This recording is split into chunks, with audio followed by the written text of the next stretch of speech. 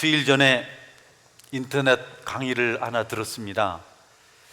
일부러 들은 것은 아닌데 듣게 되어서 들었는데 내용이 좀 좋았습니다. 인터넷 강의인데요.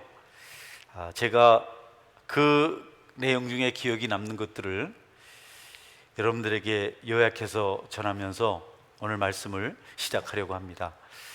회사를 경영하는 한 사장님이 직원과 함께 새로운 프로젝트를 진행하셨는데 생각 이상으로 좋은 성과가 났습니다.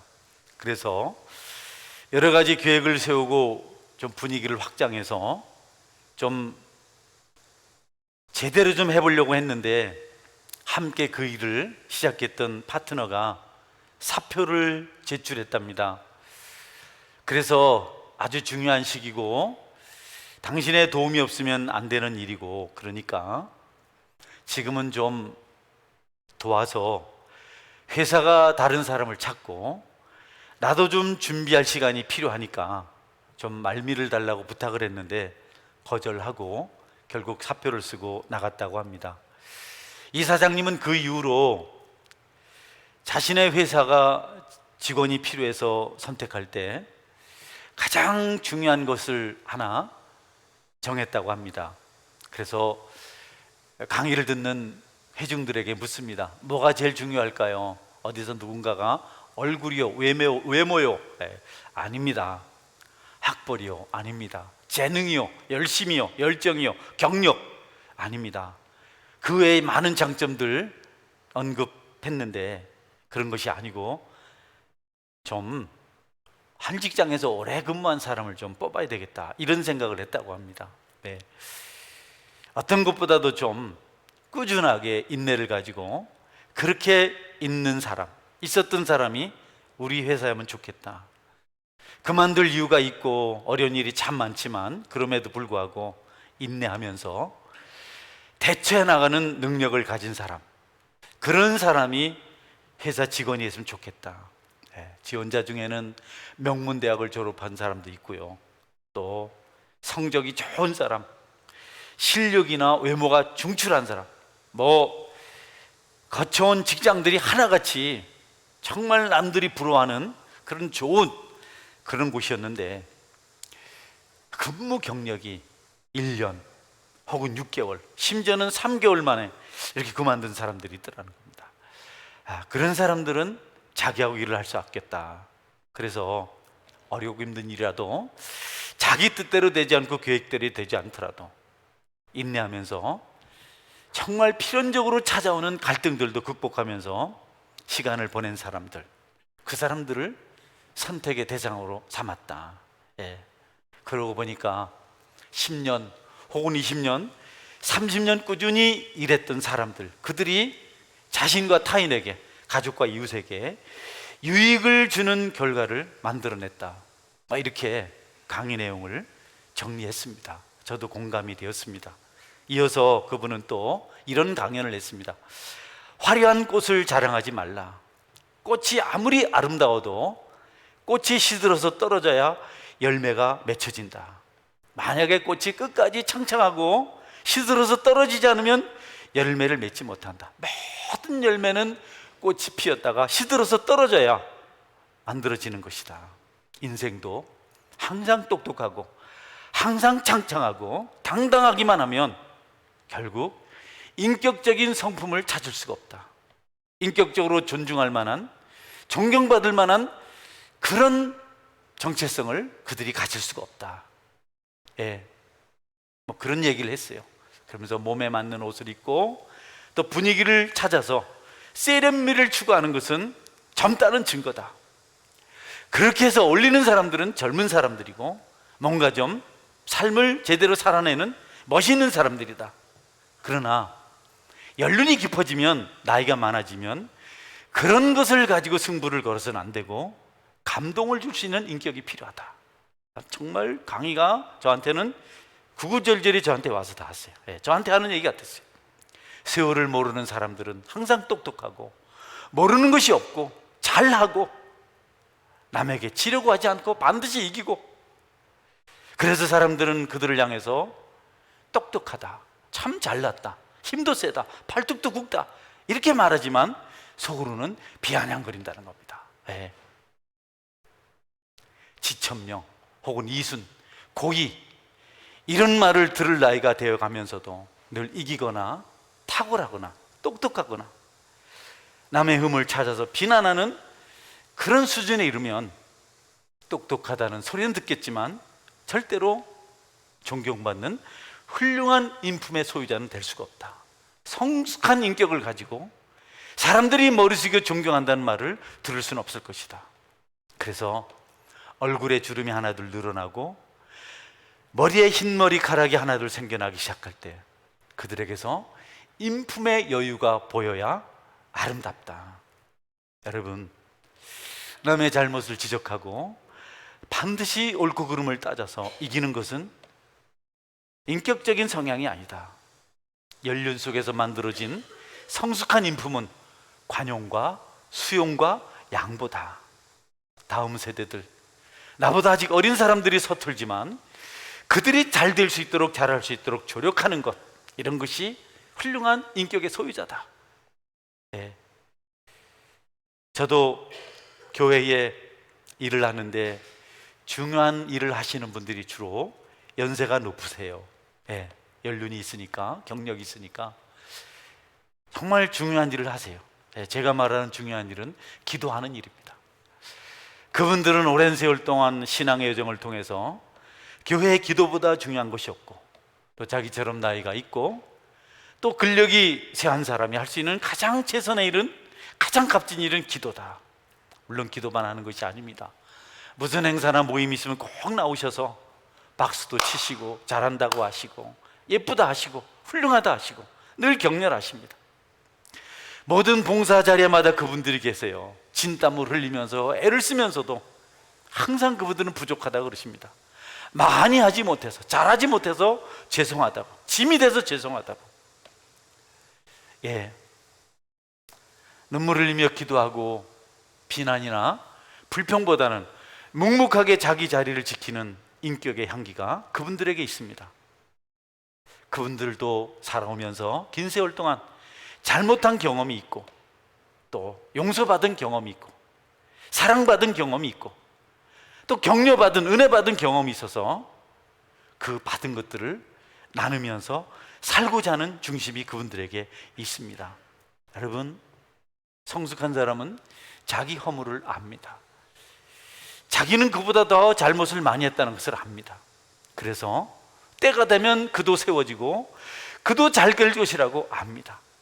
그러나 성숙하지 못하면 자신을 보지 못해요. 자신을 보는 영성은요, 안목은요, 굉장히 탁월한 것입니다. 우리가 눈앞에 있는 것을 볼 수는 있지만 눈길을 자기시하게 돌리는 일은 정말 어렵습니다. 여러분, 넘어진 자들을 정죄하고 비난하기보다는 다시 일어설 수 있도록 관용하고 격려하는 은혜가 있기를 바랍니다. 수고 많아요. 애쓰셨습니다. 힘내세요. 정말 예쁘네. 참 잘하네. 어떻게 이렇게 귀여울까? 못한다. 틀렸다. 똑바로 해라. 그래서 인간 되겠냐? 예. 아내가 듣기 싫어하는 말 있다. 예. 벌어다 주는 돈만 쓰면서 뭔 할 말이 그래 많아. 응? 빨리 주마. 그러니까 내가 살 빼라 했잖아. 이런 소리를 아내들 너무너무 힘들어한다는 거예요. 예. 그런 말 하지 말고. 부족해요. 잘해야 되는데 안 됐습니다. 아름다운 꽃이 하나둘 떨어져 나갈 때 열매도 하나둘 맺히기 시작합니다. 꽃이 다 떨어지고 나면 곳곳에 열매가 주렁주렁 열려 있습니다. 제가 지난주에 휴가를 갔어요. 목사님하고 전사님이, 목사님 오랜만에 가는 휴가 편하게 다녀오세요. 다른 해보다 좀 저한테 휴가가 의미가 있었던 것은 아주 오랜만에 우리 네 식구가 한 번 같이 가는 휴가였습니다. 늘 저만 떨렁떨렁 갔다 왔거든요. 어떻게 맞춰서 아이들하고 같이 가는데, 예. 제가 친구하고 통화를 했어요. 내가 가족들하고 휴가를 간다 그랬더니 그 친구가 신신 부탁을 해요. 이 목사님, 가거든 제발 아이들 말 좀 들으세요. 내가 걱정입니다. 저도 아이들 또 마음대로 하려고 할까봐. 가거든 아이들이 하자는 대로 하세요. 제발 그리 하세요. 예, 잘 안 되더라고요. 마치고 오는 수요일 날 아들이 그러더라고요. 아빠하고 같이 못 다니겠어요. 왜? 아니 방에 들어가서 주무시라면 방에 들어가셔야지. 거실에 떡 있으면 우리가 교제도 못하고. 아니 돈을 좀 아끼셔야지. 내가 돈을 엄청 아끼는데. 내가 이제 연륜이 깊어졌구나. 내가 꽃이 아니구나. 나는 열매를 맺을 때가 되었구나. 여러분, 교회는 세상과 달라요. 세상은 지위 체계를 따라서 움직이는데요, 교회는 직분으로 봉사하는 공동체입니다. 장로, 집사, 권사, 구역장, 부구역장, 교사, 찬양, 목사, 이런 사람들은요 철저하게 섬기는 자리에 있는 겁니다. 그들이 가장 낮은 자리에 있어야 됩니다. 교회가 중요한 일이 있을 때 직분의 의미를 알아야 되죠. 이럴 때 목회자가 뭘 해야 되는지, 이럴 때 장로가 뭘 해야 되는지, 이럴 때 집사가 뭘 해야 되는지, 권사가, 교사가, 구역장이, 부구역장이, 봉사하는 사람이 뭘 해야 되는지, 내가 섬길 것이 기도고 내가 섬기는 신앙이 있어야 된다, 이런 걸 알아야 됩니다. 여러분, 요즘 이제 수련회나 또 28일 날은 주교 이부가 또 이렇게 참 귀한 행사를 하는데, 이런 일이 있으면 직분자들은 긴장해야 됩니다. 내가 기도해야 되겠다. 잘 갔다 오라고 돈 주는 게 여러분 잘하는 게 아닙니다. 이제 열심히 가서 잘하고 와라, 이게 아닙니다. 여러분 그들보다 몇 배, 몇십 배 가슴 졸이며 기도할 때 그들에게 은혜가 임할 줄 믿으시기 바랍니다. 우리 장로님, 집사님, 권사님들 꼭 이번에 아이들 수련회 마칠 때까지 3일이라도 나와서 함께 기도하시기를 주의 이름으로 축원합니다. 눈물로 아이들이 살아나요. 이 어려운 시기, 악한 마귀가 들끓는 이 시기에 기도 외에 어떻게 할 방법이 없습니다. 사제들, 하역자들과 교사들이 정말 애쓰면서 한 사람 한 사람 부탁하고 붙들고 한번 가서 은혜 받아봅시다. 본인들이 은혜 줄 건 없잖아요. 하나님께 하실 건데 은혜 받아보자. 그래서 아이들이 그 말을 듣고 따라갑니다. 50명 가까이 가는데 여러분 은혜 못 받으면 안 되잖아요. 여러분 함께 기도하시는 은혜가 있기를 다시 한번 축원합니다. 교회는요 모이는 곳입니다. 코로나 얘기를 한 번 더 할까요? 코로나의 위협은 질병 문제만 아닙니다. 의학적인 문제가 아닙니다. 코로나 때문에 교제가 단절된 것이 가장 큰 문제입니다. 코로나 때문에 외롭게 지내던 많은 분들이, 우리 교회 성도들도 아직 건강하셨는데 천국 많이 가셨어요. 병원에 많이 입원하셨습니다. 발병률이 높아졌어요. 사망률이 높아졌어요. 교제가 없어서, 모임이 없어서, 견디지 못해서.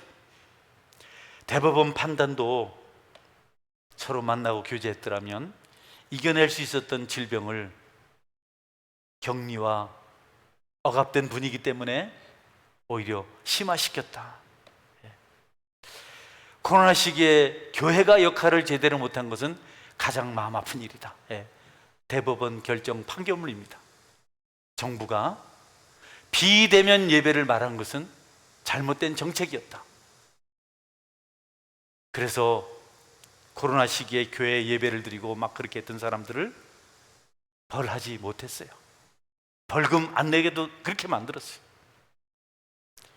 여러분, 예배는 단지 우리가 모여서 하나님을 영화롭게 하는 것으로 끝나지 않고 공동체 지체들에게 은혜가 되고 생명이 되고 힘이 되는 줄 믿으시기 바랍니다. 우리가 모여서 자꾸 예배하고 만날 때 여기 성령의 역사가 일어나요. 제가 압니다. 어르신들이 한 30여 명 늘 금요일마다 오셔서 식사도 하시고 목욕도 2주에 한 번씩 가시고 모이시면 또 말다툼도 하시고 야외도 한 번씩 나가시고 이렇게 하는 것이 그분들을 너무 좋게 만든 것이었어요. 코로나 때 보고 알았습니다. 교회는 모이고 기도하고 봉사하고 교제할 때 힘이 생기고 기적이 일어나는 공동체입니다. 몇 번의 어르신들이 몸이 아픈데도 불구하고 오셨는데 그분들에게 은혜가 임하기를 축원합니다. 할렐루야. 아픈 몸 이끌고 예배 한번 드리려고 일주일 내내 몸조리 하시다가 그렇게 오셨어요. 나는 그분들에게 하나님께서 축복하실 줄 믿습니다. 2박 3일 동안 악조건 속에서 수련을 합니다. 곳곳에 코로나 소문이 기승을 부리고 있어요. 전처럼은 아니지만 그래도 불안합니다. 그래도 움츠려들거나 소극적으로 있거나 가만히 우리가 부정적인 자세로 있으면 아무것도 할 수가 없습니다. 고난과 여러 악재가 신앙생활을 피폐하게 만들면 안 됩니다. 그렇게 하도록 용납하면 안 됩니다. 일어서시기를 주의 이름으로 축원합니다. 그런데 더 만나야 됩니다.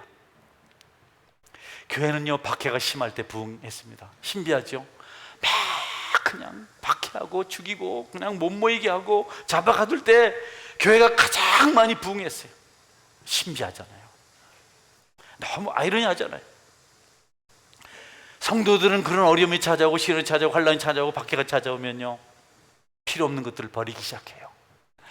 편안할 때는 이것저것 다 챙깁니다. 돈도 챙기고 뭐 재물도 챙기고 집도 잘 짓고 그냥 이것저것 다 하는데 환란과 시련이 찾아오면 그들은 신앙의 본질을 찾기 시작해요. 이것저것 다 버리기 시작합니다. 큰 집도 내려놓습니다. 버립니다. 많은 돈도 버립니다. 명예도 권세도 다 내려놓습니다. 그 어려울 때 그들이 붙드는 것은 예수 그리스도 십자가입니다. 주님입니다. 그분의 보혈의 피입니다. 이전에 바라보던 것들을 다 한시작처럼 내려놓습니다. 정말 중요한 것이 무엇인가? 내가 정말 붙들 것이 무엇인가? 우상을 버립니다. 명예도 버립니다. 자기 자랑도 버립니다. 지위도 내려놓습니다. 주님은 종종 교회가 무기력하고 방만할 때 독수리가 둥지를 흔들어서 새끼들을 벼랑에 떨어뜨리듯이 흩으시기도 합니다. 중세교회를 흩으셨고 예루살렘 교회를 흩으셨습니다. 그 과정 속에서 교회는 예수님만 바라보게 됩니다. 모든 것 다 버립니다. 생명까지도 그들은 버렸습니다. 아직도 이것저것이 있어서 예배가 부담스럽고 예수님 믿는 것이 힘들면 여러분, 주님은 여러분을 시련의 자리에, 고통의 자리에 보내실지도 모릅니다. 초대교회는 교회 역사 속에서 가장 힘든 시기였습니다.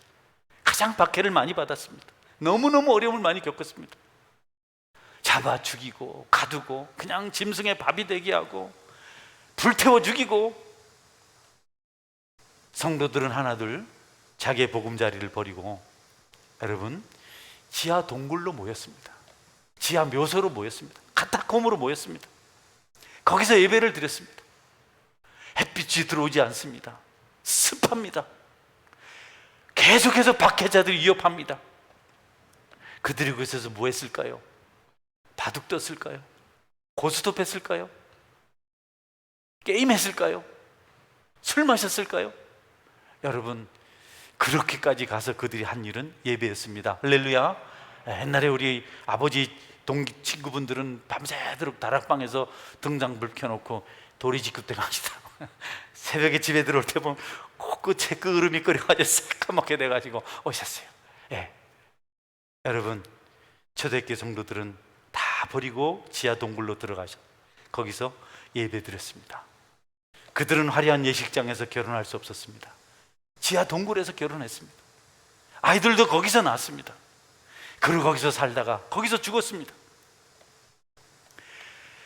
313년 콘스탄티누스가 기독교를 공인할 때까지 밀라노 칙령을 반포해서 이제는 로마인들은 기독교를 믿어야 된다라고 말하기 전까지 300년을 거기서 살았습니다. 거기서 예배드리고 거기서 결혼하고 거기서 태어나고 거기서 죽고. 그런데 여러분, 그 300년 동안 교회는 가장 성령 충만했고 가장 큰 부흥을 이루었습니다. 우리가 예수님 중심으로 살 때 잘못되는 것이 아니고 모든 것이 잘 될 줄 믿으시기 바랍니다. 영국은 어느 날 영국식 국교회를 만듭니다. 성공회죠. 오늘날의 성공회. 영국식 국교를 만들어서 교회를 정치 아래 두려고 했어요. 정부와 교회를 치리하려고 했어요. 신앙의 자유를 간섭했습니다. 신실한 성도들은 견딜 수가 없었어요.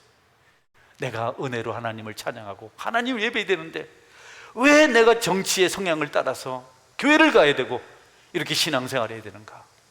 뜻 있는 사람들이 모여서 우리가 신앙의 자유를 찾아 떠나자. 그래서 여러분 신대륙으로 건너가죠. 다 버렸습니다. 집도 버리고 일가 친척도 버리고 거기 있는 모든 기반을 다 버렸습니다.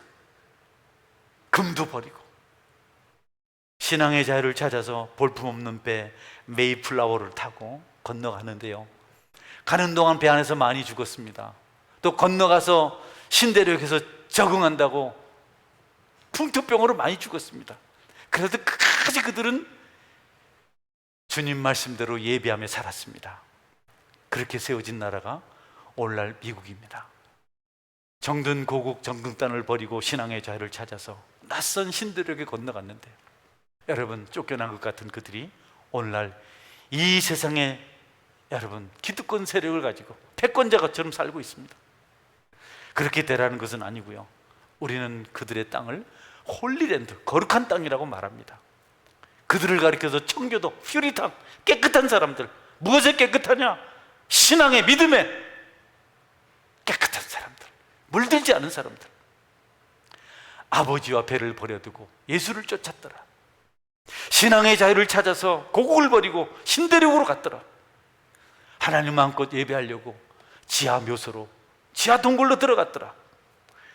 여러분에게도 그런 이름이 있기를 주의 이름으로 축원합니다. 네.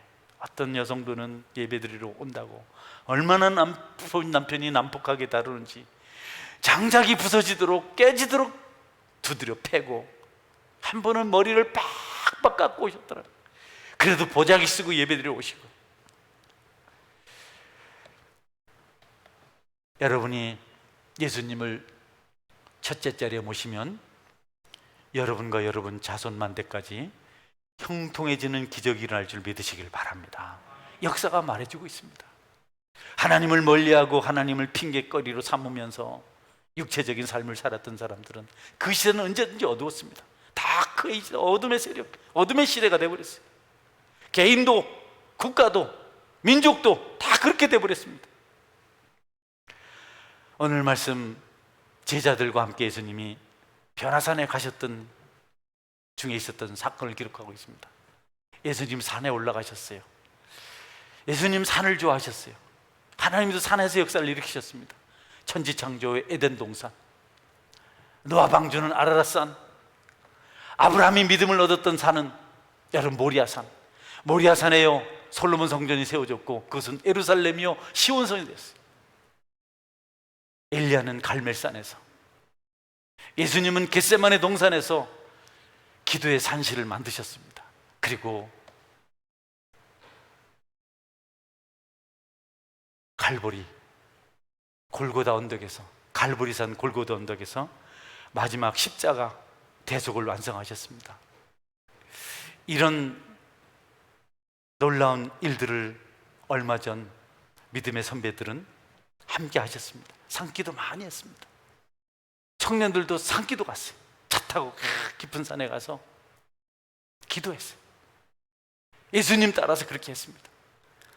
산에 가서 왜 기도하는 줄 아시죠? 여러분 여기 편안한 데서 밤 못 셉니다. 좀 있으면 졸립니다. 집 생각나고.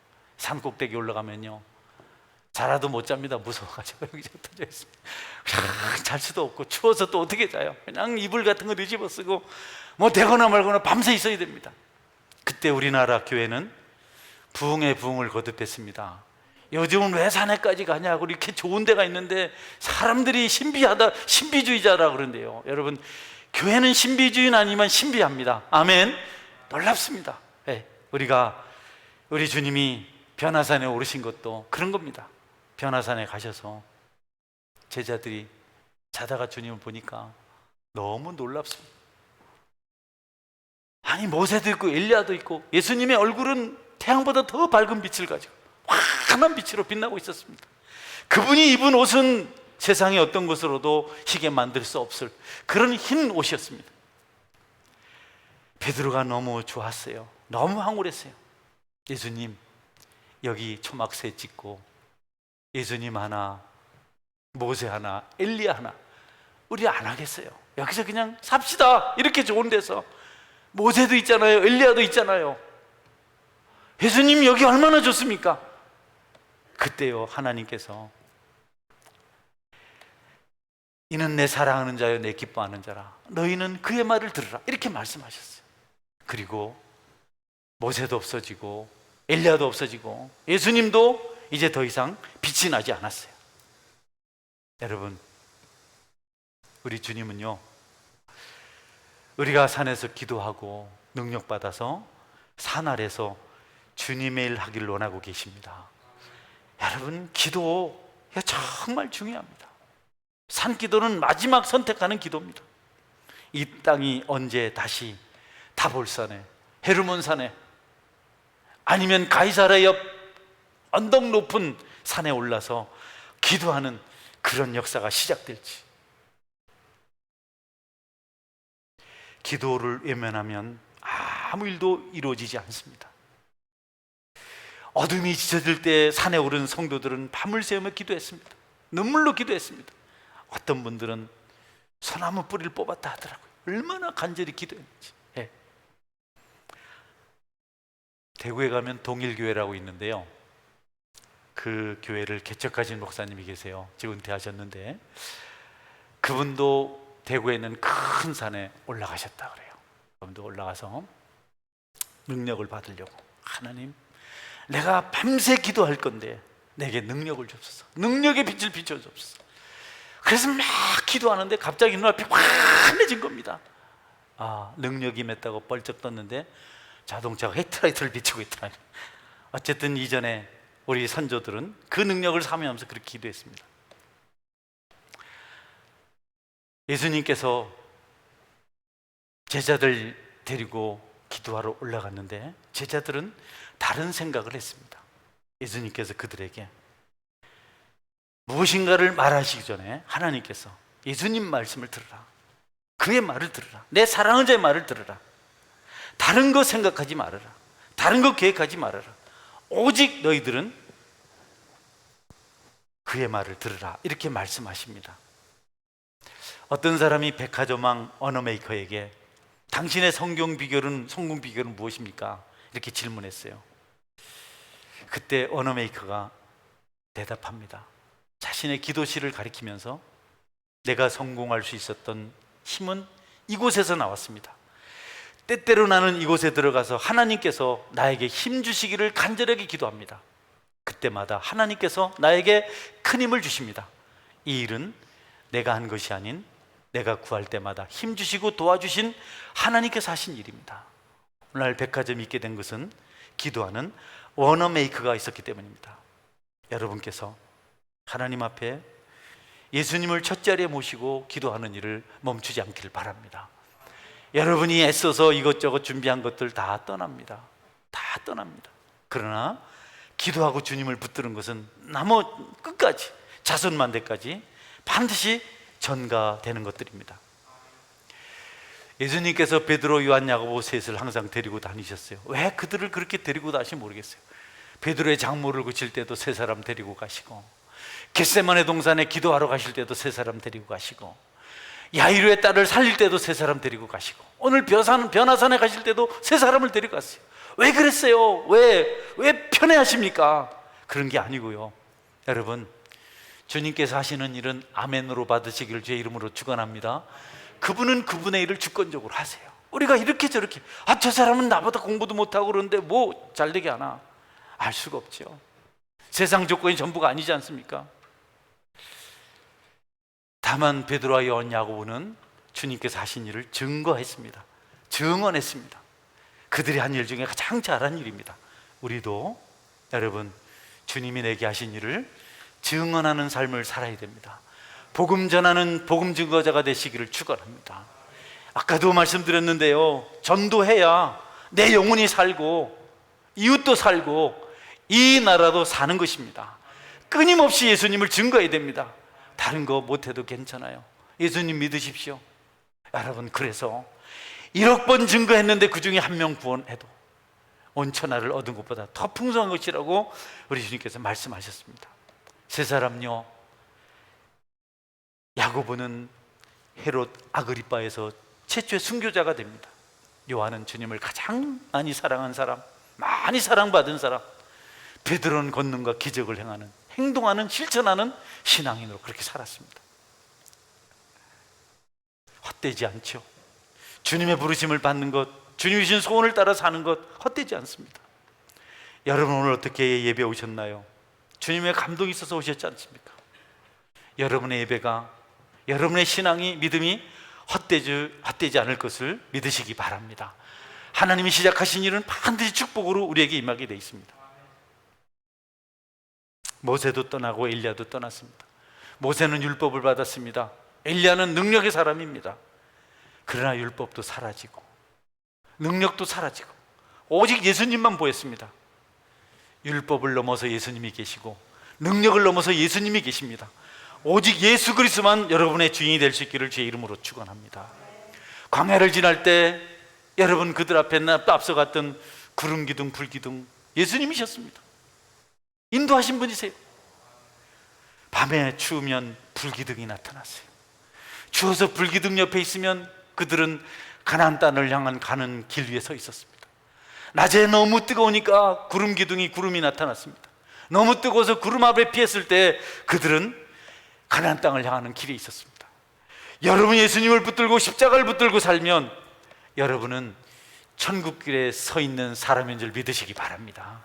예수님 믿는 것이 그렇게 중요합니다. 기분이 어때요? 나는 한글을 몰라요. 성경을 몰라요. 찬송을 몰라요. 나는 기도를 깊이 못해요. 문제 없습니다, 여러분. No problem. 아무 문제 없습니다. 예수님을 주님으로 믿고 살아갈 때 여러분이 천국길을 행하게 될 줄 믿으시기 바랍니다. 사막 반석에서 샘물이 솟았습니다. 여러분 하늘에서 만나가 내렸습니다. 그것은 다 예수님이셨습니다. 고린도서 10장 1절 4절은 이렇게 말씀하고 있습니다.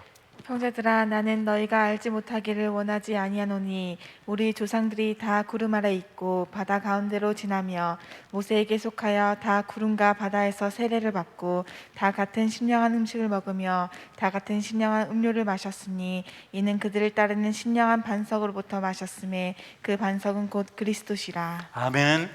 신령한 샘물이 그리스도예요. 그 길이 그리스도입니다. 그 양식이 그리스도입니다. 그 길을 인도했던 구름 기둥이 예수님이십니다. 내가 곧 길이요 진리요 생명이니 나로 말미암을 자는 아버지께로 올 자가 없느니라. 할렐루야. 여러분 예수님을 단단히 붙드십시오. 엘리야는 능력이 있었지만 한 사람도 살리지 못했습니다. 이방 선지자 850명을 죽일 수 있었습니다. 아무도 엘리야의 능력 때문에 변화되지 않았습니다. 하늘에서 불이 내려왔고 물이 내렸지만 생명을 살리지는 못했습니다.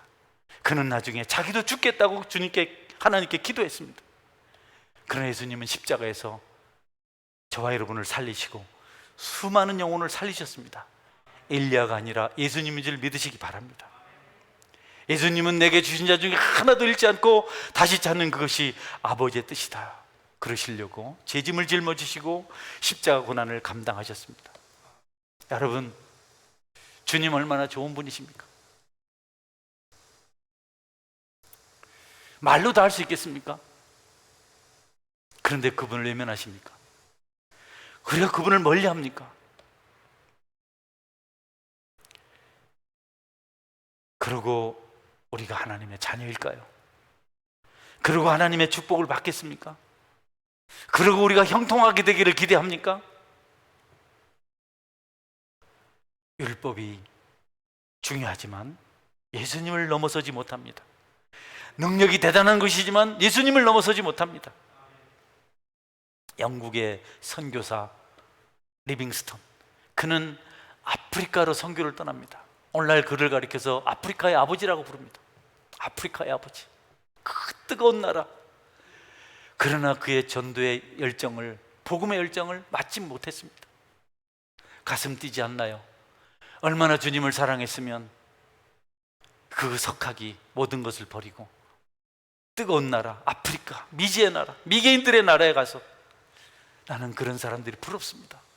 어떻게 은혜를 받았으면 생명도 돌보지 않고 저렇게 할 수 있을까? 그들은 누르고 짜면 거기서 예수님밖에 나오지 않습니다. 우리에게는 모든 악한 것만 나옵니다. 누가 우리를 누르면 욕 나옵니다. 누가 우리를 억압하면 우리는 불만이 터져 나옵니다. 그러나 그들에게서는 예수님이 나옵니다. 리빙스턴이 자신의 약혼자인 메어리에게 보낸 편지입니다. 주님에 대한 사랑을 이렇게 말했습니다. 메어리, 당신의 뜨거운 사랑을 나에게보다도 주님께 쏟아주십시오. 우리 둘 사이에 우정이 어떻게 되든지 항상 예수님을 공동의 친구로 삼고 또 지도자로 바라보고 나갑시다. 하나님의 변함없는 손길이 항상 당신의 방패가 되어 모든 악에서 구하여 주시기를 바랍니다. 성도 여러분, 우리 관계에 어찌 되든지 우리는 예수님을 바라보는 믿음을 포기해서는 안 되겠습니다.